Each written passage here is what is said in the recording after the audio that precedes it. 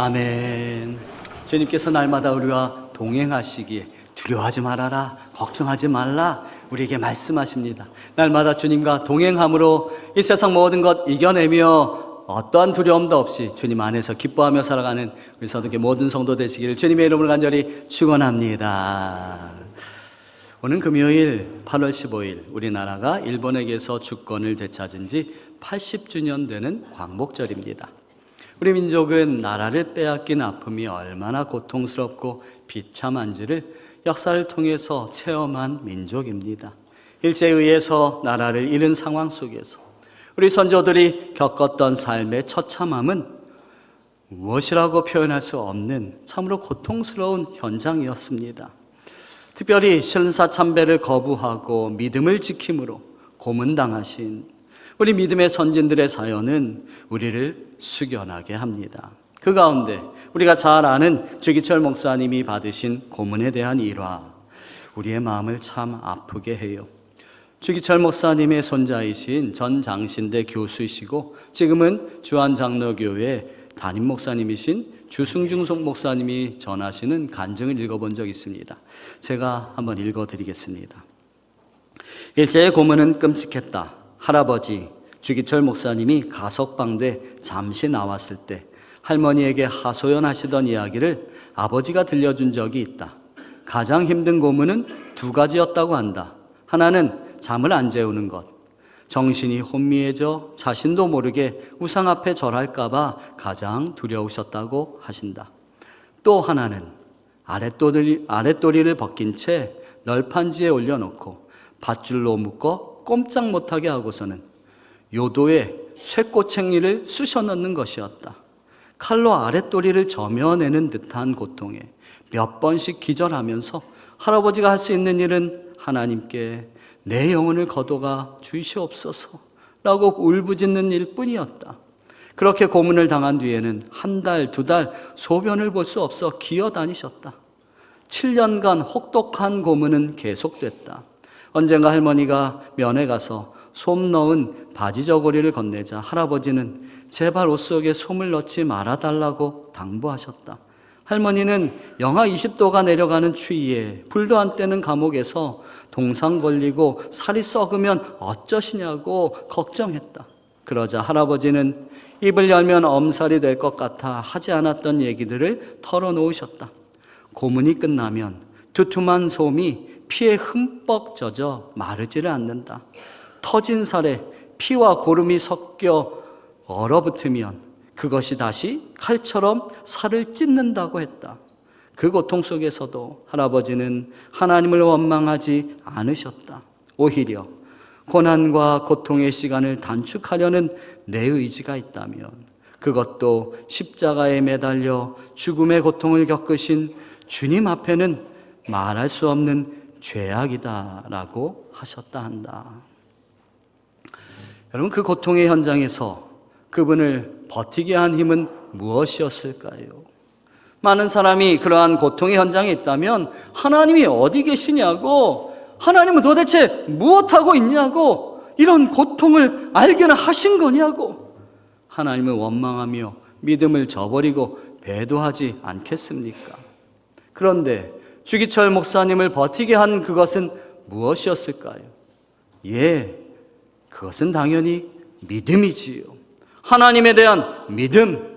비록 고통의 현장 속에 있지만 하나님이 어떤 분이신지를 정확히 아셨기에, 아니 아실 뿐만 아니라 그분을 만나서 그분의 음성을 날마다 들으셨기에 하나님의 뜻이 무엇인지를 깨달으시고 주님의 뜻을 따라 그 고통의 현장 속에서도 꿋꿋하게 하나님이 가라 하시는 그 길을 당당히 걸어갈 수 있었던 겁니다.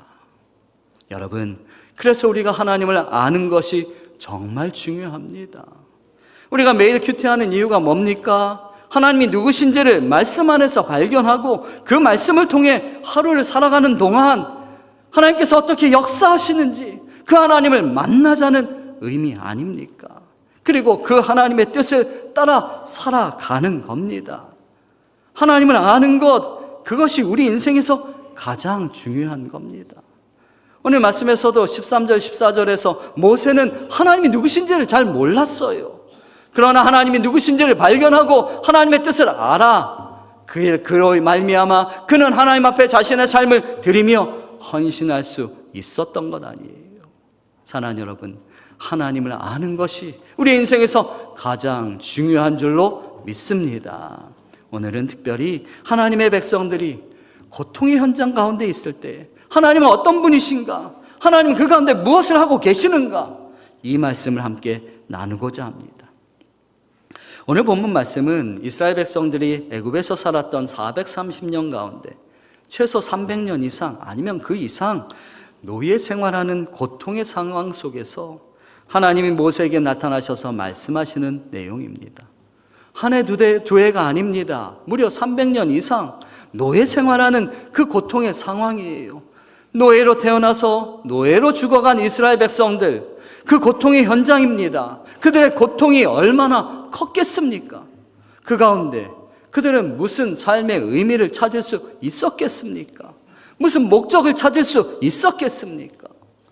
여러분, 비록 우리의 삶이 노예 생활하는 이스라엘 백성들의 고통의 현장이나 일제강점기에 우리 선조들의 고통받는 삶의 현장은 아니지만 우리 역시도 크고 작은 어려움을 겪으면서 삶 가운데에 고통을 느낄 때가 많이 있습니다. 뜬 눈으로 밤을 지새웠던 날들, 고통 가운데 신음하며 어찌할 바 몰라서 무슨 말도 할 수 없어서 끙끙 앓았던 그러한 날들, 이런 고통의 현장에서 우리에게 떠오른 질문이 있어요. 우리가 이렇게 어려운데, 우리가 이렇게 힘든데, 내가 이렇게 고통당하는데 하나님은 어디 계십니까? 하나님은 무엇을 하고 계십니까? 하나님은 도대체 어떤 분이십니까?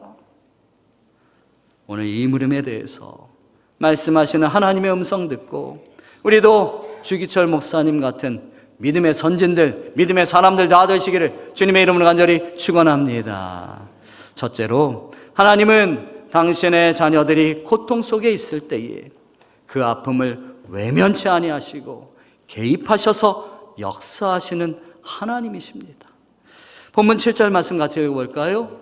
시작. 여호와께서 이르시되 내가 애굽에 있는 내 백성의 고통을 분명히 보고 그들이 그들의 감독자로 말미암아 부르짖음을 듣고 그 근심을 알고, 분명히 보고 부르짖음을 듣고 그 근심을 알고.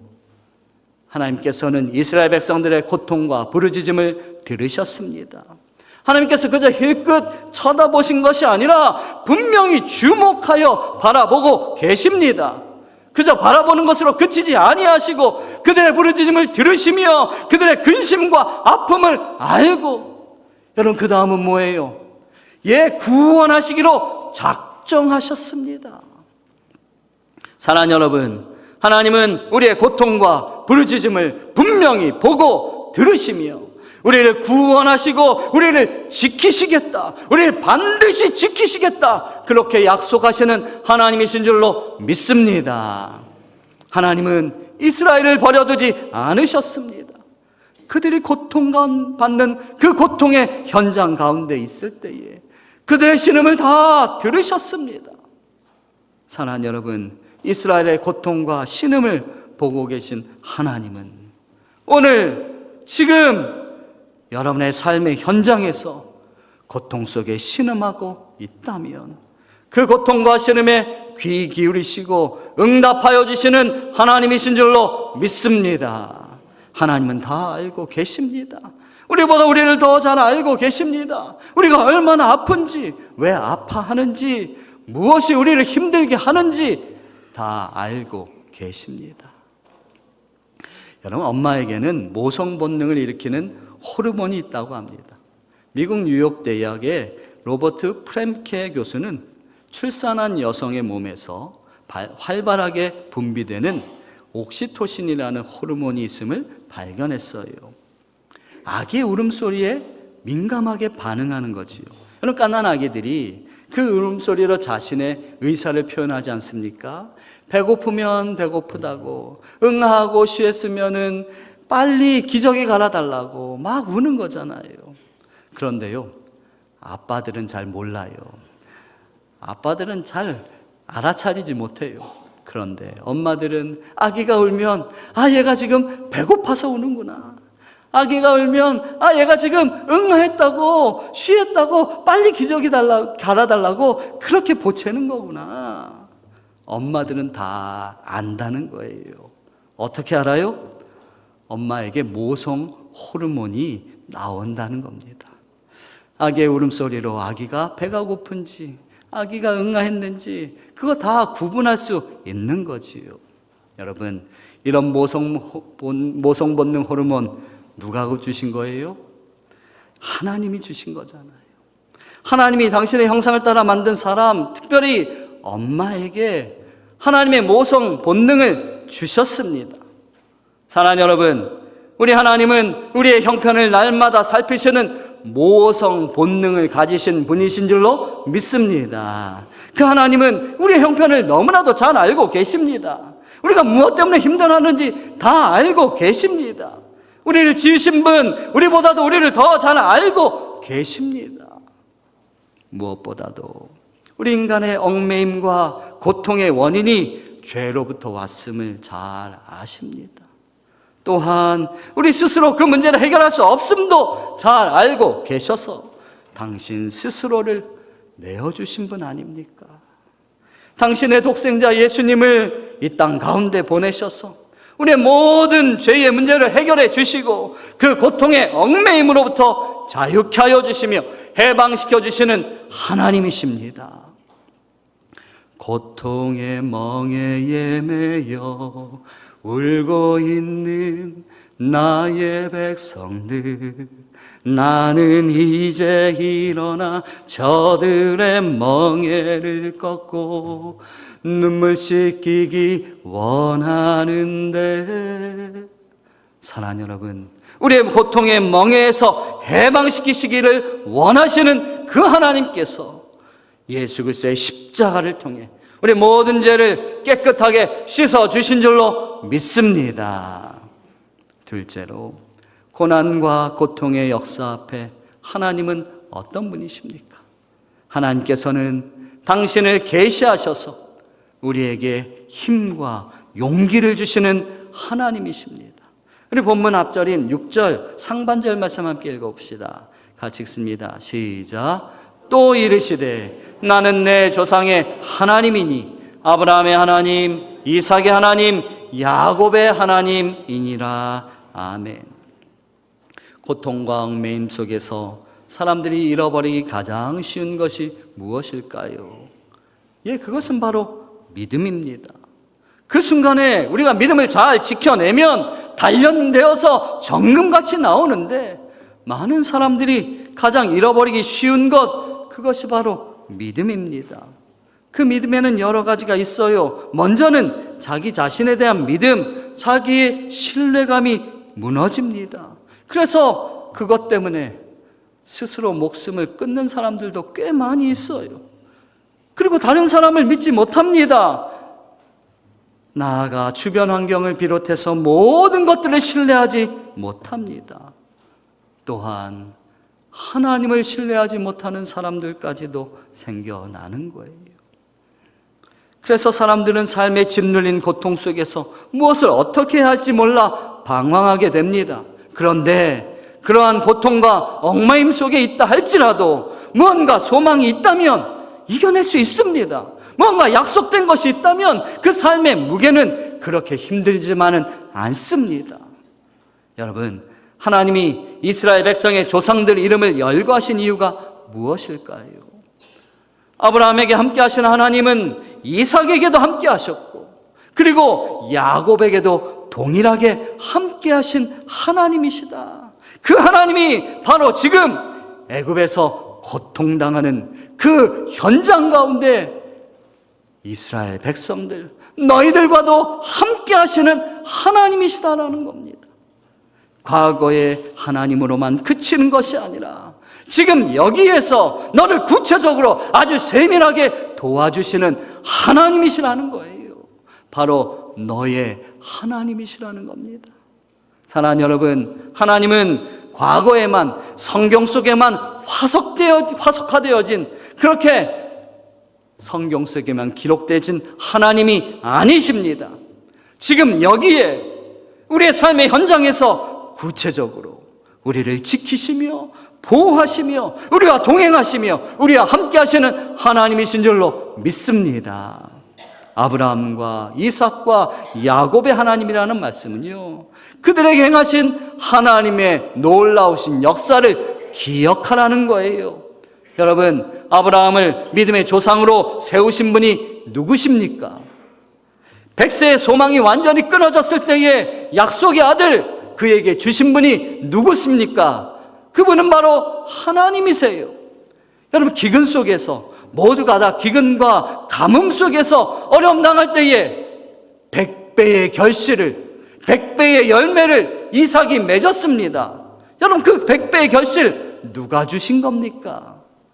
예, 그것을 허락하신 분도 하나님이십니다. 여러분, 야곱, 속이는 자 야곱, 자기 스스로도 나는 험악한 인생을 살았습니다, 그렇게 고백하는 야곱, 그 야곱의 이름을 새로운 이름 이스라엘이라 바꿔주시고 70명의 야곱의 자녀들과 그 가족들이 애굽으로 내려갔던 그때에 이제는 그들이 430년이 지나서 장정만 60만 명이 넘는 수많은 자손들이 그 야곱에게서 나오게 하신 것, 그건 역시도 하나님께서 하셨습니다. 아브라함의 하나님, 이삭의 하나님, 야곱의 하나님, 그 말은 그들과 동행하시고 그들 가운데 역사하신 하나님, 그 하나님이 동일하게 저와 여러분의 삶 속에서도 역사하시고 계시다, 그 말씀이에요. 또한 아브라함의 하나님, 이삭의 하나님, 야곱의 하나님이라는 말씀은 실수해도 실패해도 하나님의 신실하신 약속을 따라 저들을 버리지 아니하시고 지키시며 인도하셨다는 말씀입니다. 여러분, 아브라함도 실패한 인생을 살았던 사람입니다. 아브라함이 항상 성공만 했습니까? 아니요, 그렇지 않아요. 그도 실패했습니다. 믿음에서도 실패했고 도덕적으로도 실패한 적이 있습니다. 이삭은 어떻습니까? 가정교육에 실패한 사람이 이삭이잖아요. 에서만 편애해서 야곱이 아버지와 형을 속이며 도망자 신세가 되도록 만든 사람, 그 원인은 이삭과 그의 아내 리브가였어요. 야곱은 더할 나위가 없지요. 그렇지만 그들이 실패했다고, 실수했다고 하나님이 그들을 버리셨습니까? 아니요, 끝까지 지켜주셨습니다. 마침내 승리케 하셨습니다. 여러분, 우리도 실수하고 실패할 때가 얼마나 많습니까? 믿음에서 실패할 때 너무너무 많지요. 하나님 말씀대로 살아내지 못해서 하나님의 마음을 아프게 할 때가 얼마나 많습니까? 하지만 우리도 여전히 하나님의 약속 가운데 거하는 하나님의 자녀이기에, 하나님이 주님의 약속대로 우리를 사셨기에, 하나님의 자녀 삼아 주셨기에 반드시 우리를 지키시며 끝까지 승리케 하여 주실 줄로 믿습니다. 그 하나님만 바라보며 살아가는 우리 서든의 모든 가족들 되시기를 주님의 이름으로 간절히 축원합니다. 마지막 셋째로, 하나님께서는 단지 고통에서 해방시키시는 것뿐만 아니라 새로운 비전과 소망을 주십니다. 우리 8절 말씀 같이 읽어봅시다. 시작. 내가 내려가서 그들을 애굽인의 손에서 건져내고 그들의 그 땅에서 인도하여 아름답고 광대한 땅, 젖과 꿀이 흐르는 땅, 곧 가나안 족속, 헷 족속, 아모리 족속, 브리스 족속, 히위 족속, 여부스 족속의 지방에 데려가려 하노라. 아멘. 여러분, 이 빨간 글자만 다시 한번 읽어볼까요? 시작. 내려가서 건져내고 인도하여 데려가려 하노라. 아멘.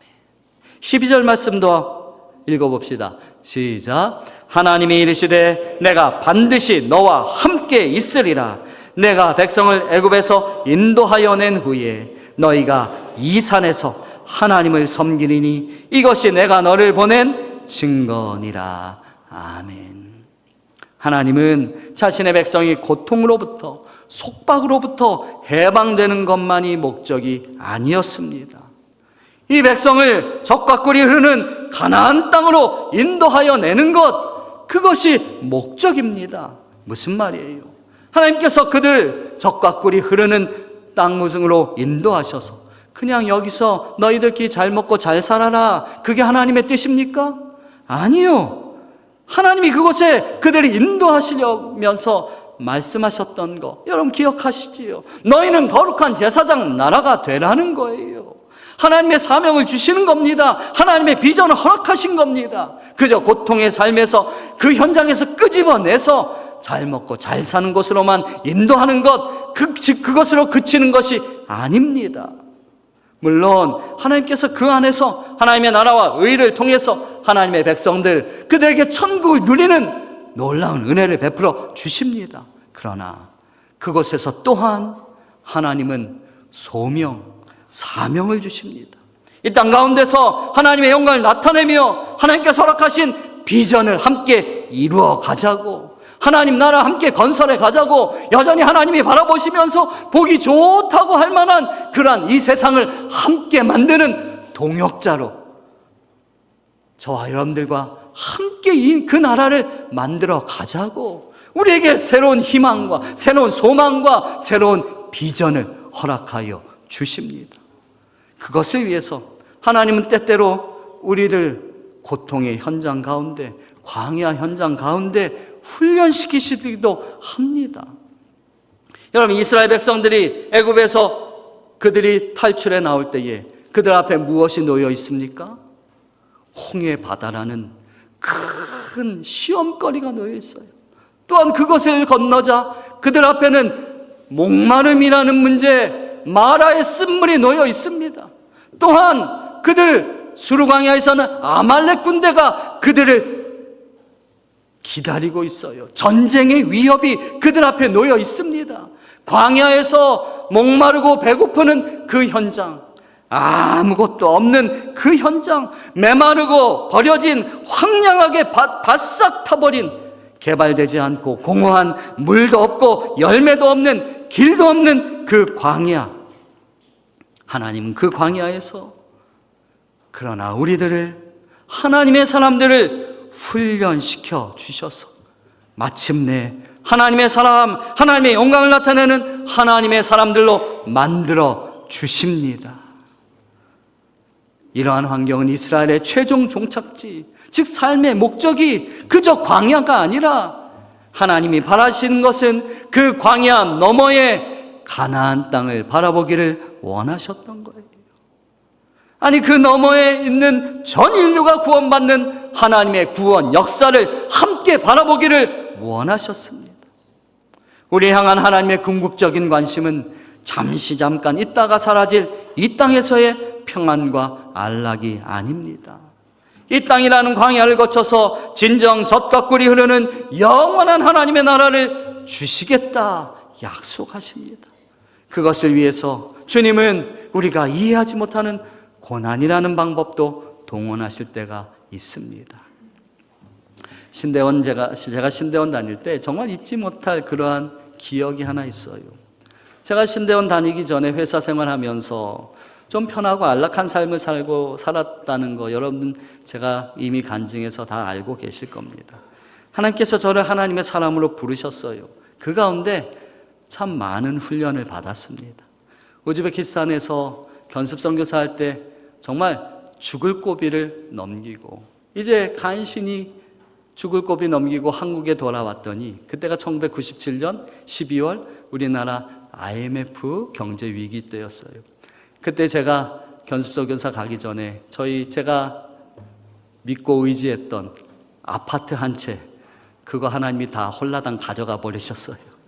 그리고 정말 갈 데가 없어서 병을 얻어서 저는 병원에 입원하고 제 아내와 아이들은 친정집에 가 있는 그 상황, 기가 막힌 상황 가운데서 하나님의 은혜, 하나님께서 은혜 주셔서 하나님 앞에서 결단하며 주님 앞에 헌신하며 살 수 있었지요. 그러다가 신대원 2학년 때였었습니다.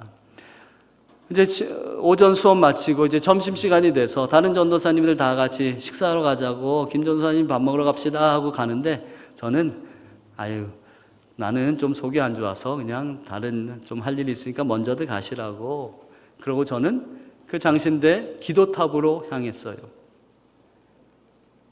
그 이유는요, 제 수중에 집까지 갈 차비는 있는데 점심 먹을 돈이 없었어요. 그래서 하나님께서 금식하게 하시나 보다 하고서는 기도탐에 간 것은요, 솔직히 그 마음은 조금이고요, 다른 사람에게 보이고 싶지 않아서, 창피해서, 그래서 그냥 기도탑에 간 거예요. 기도탑에 가서 그 마음으로 기도방에 앉아 있는데 무슨 기도가 나오겠습니까? 하나님, 도대체 이 상황이 너무 기가 막힙니다. 너무 속상합니다. 제 마음이 불편한 것, 가장 큰 것은 제 가족들에게 미안한 마음이 있었어요. 제가 왜 전도사 되겠다, 하나님 일 하겠다고, 목회자 되겠다고 이렇게 고생시키나. 그리고 또 하나, 제가 도대체 풀리지 않는 거, 하나님, 저를 하나님께서 부르셨으면 왜 이런 일을 겪게 하십니까? 하나님, 정말 왜 그러십니까? 하나님 누구십니까? 하나님 무엇 하시는 겁니까? 하나님, 도대체 이해가 되지 않습니다.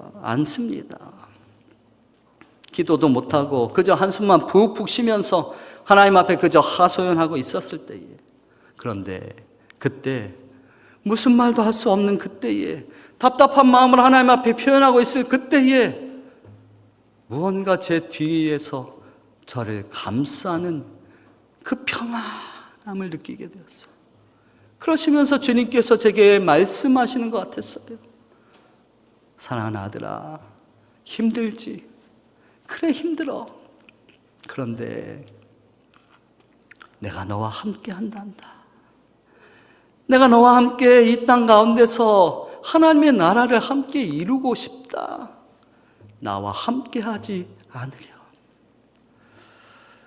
그날 세상에서 줄 수 없는 그 평안함이 저를 감쌌습니다.